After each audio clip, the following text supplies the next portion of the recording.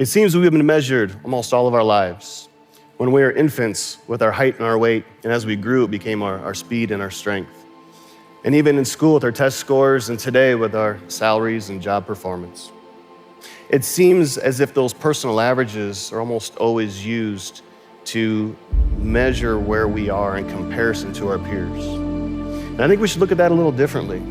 That personal average is just that. It's something very personal, and it's for you. And I think if you focus on that and work to build that, you can really start to accomplish some really amazing things. This idea started for me on a December evening in 2011. I had just stepped outside to do our evening chores to feed our horses.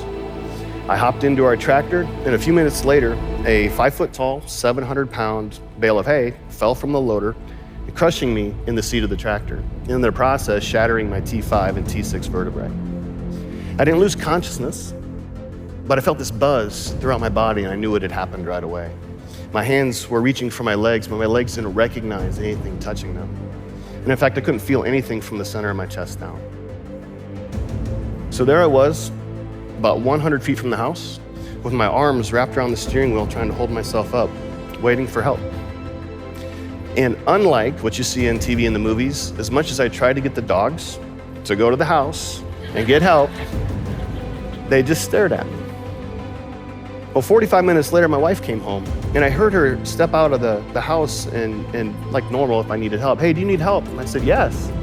And there was a brief pause, and then I heard her yell, "You need 911 help?" And again, I yelled, "Yes." Well, not long after, I was enjoying my very first helicopter ride all the way to the hospital. Now, the injury wasn't very dramatic or graphic. I simply broke a bone or two. And in the process, I was told I'd probably never walk again. It became very normal for me to use a rope to sit up in bed because my abdominal muscles no longer work, or to use a board to slide out of bed into a wheelchair, or to even wait for people to reach things for me. Everything that I had learned and had known about my height and my strength and my balance and my mobility was blown away. My entire personal average had been reset. Now you can be sure in those days, I was being measured more than ever, by the doctors and nurses for sure, but maybe more so in my own mind. And I found myself comparing what I thought I was going to be able to do going forward with what I once was able to do. And I became pretty frustrated. It took some very consistent prodding from my wife, kept saying, "Get your eyes up," before I could get moving forward. And I soon realized that I almost had to forget about the person I was before and the things I was able to do before. I almost had to pretend it was never me. And I'm afraid if I had not made that realization, my frustration would have turned into something much harder to recover from. Now, luckily, a few weeks later, I was transferred to a specialty spinal cord rehab hospital about 10 hours from home. And wouldn't you know, the first day of rehab, in the first session, we had something called fit class. And a group of us broke into teams to see which team could do the most reps in the weight machine. Now, we've all been there, haven't been to the gym in a year or two, and neither had I. And so what do? You try to do what you did a couple of years ago. You do a couple of sets, and then what do? A couple more, and you're feeling even better, so you do more. And the next 2 weeks, you complain to your family about how sore you are. Well, my team went all out, and we won. We won big. And for the next 3 days, I could not straighten my arms, which isn't that big a deal, except when you're in a wheelchair. And that's really what you have to use to get around. And that proved to be a very important lesson for me. You know, it was one thing that I couldn't compare myself to myself, but even around people in the same situation in that hospital, I found that I couldn't try to keep pace or set pace with them as well. And I was left with really only one choice, and that was to focus on who I was at that point in time, with where I needed to go and to get back to who I needed to be. For the next 6 weeks, for 7 to 8 hours a day, that's what I did. I built little by little. And as you might expect, when you're recovering from a spinal cord injury, you're gonna have a bad day. You might have a few in a row. And what I found out is that good and bad really didn't have a lot of meaning unless I had the context of knowing what my average was. It was really up to me to decide if something was bad or good based on where I was at that point in time. And it was in my control to determine if it really was a bad day. In fact, it was my decision on whether or not I could stop a streak of bad days. And what I found during that time away from home is I never had a bad day, even with everything going on. There were parts of my day that were certainly not as pleasant as they could be. but it was never an entirely bad day. So I'm guessing all of you have been through a meeting that probably didn't go very well, or a commute that wasn't as great as you would like it, or even burned dinner at night. Did those things really ruin your entire day? What I found in those scenarios is the quicker you move on to what's next, the quicker you can start attacking things. And by moving on to next as fast as possible, you shrink the time you spend in those bad scenarios, and it gives more time for the good. And as a result, the good outweighs the bad, your average increases, and that's just how the math works. It didn't matter to me if I had spent the morning really struggling with my medication, or at lunch, my legs being very spastic, or even if I had fallen out of my wheelchair. Ask my wife, it happens quite often, she's here. They were just small parts of my day and small parts of my average. And so in the months and years that followed, I continued to try to attack things in that way.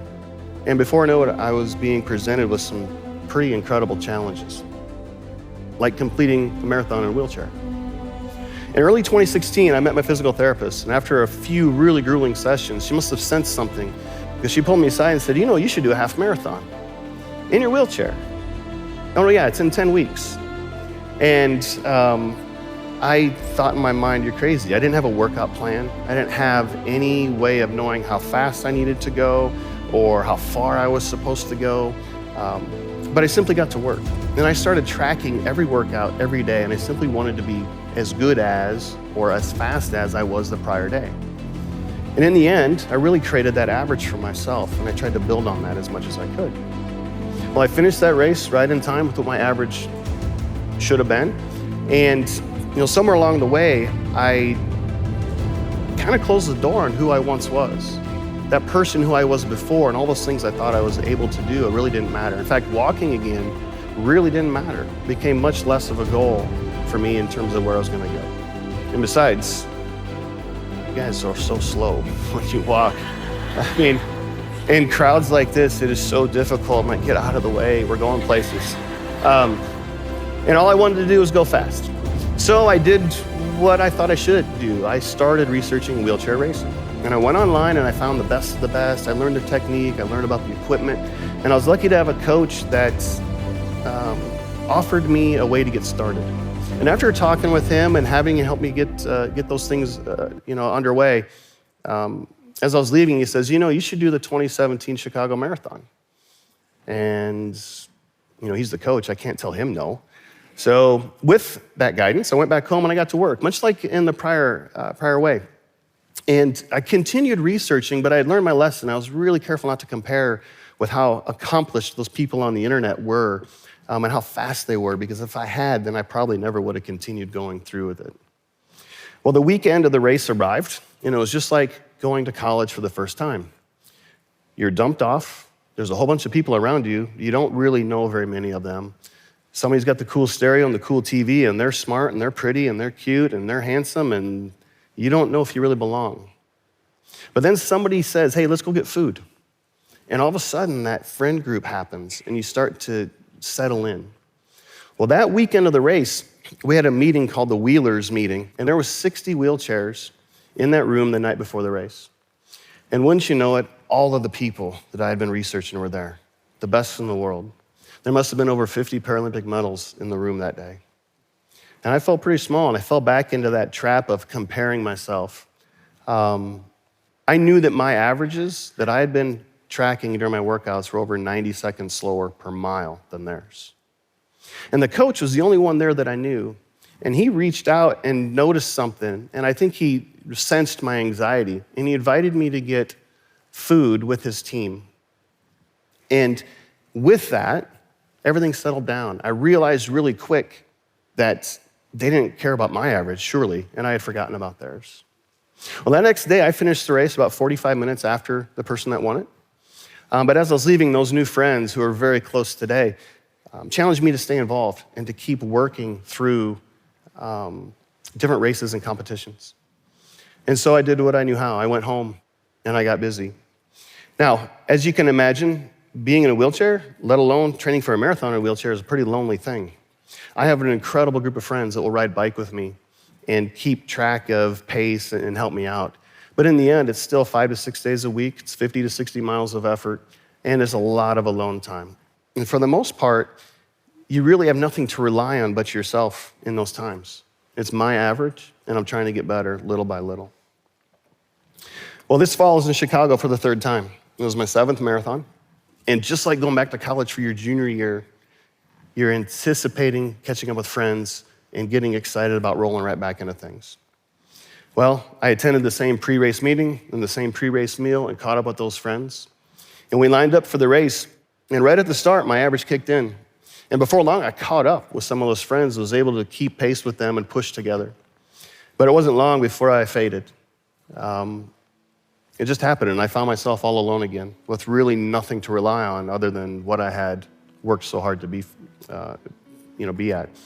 But we turned into the wind at the halfway point, and my average became a really strong advantage. And it wasn't long before I actually caught some of those friends and passed them all the way to the finish. And while I didn't set a personal record that day, I did finish 30 seconds per mile faster than my prior Chicago times, and just left myself pretty excited. And so this is me. This is my average. 75 days from today, I'll be in Boston for my 2nd time. I'm super excited about that. But keep in mind, this isn't really just about racing, right? I'm working really hard every day to be better in so many other ways, a better parent, better husband, better coach, teammate, friend, person. And I promise you, even though what you see here is very visible in terms of the challenges that I face, everybody here has something that they're fighting, and it may be visible, it may not be. But please take some time and focus on you instead of others. And I bet you can win those challenges and really start accomplishing so many great things. Thank you.